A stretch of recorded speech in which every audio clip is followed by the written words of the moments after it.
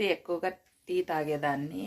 ఇక చలికాలం అయితే స్టార్ట్ అయింది కదా, దాంట్లో ఈ బెంగళూరులో కాస్త చలి ఎక్కువ ఉండడం వల్ల కాఫీకి అయితే అలవాటు పడ్డాను అనమాట.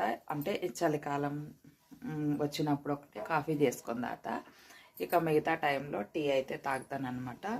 ఇక నేనైతే కాఫీ అయితే పెట్టుకుంటా ఉన్నాను.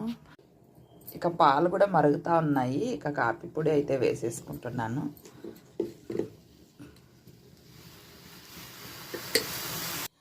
మీరేం తాగుతారు ఈ చలికాలం? టీనా కాఫీనా?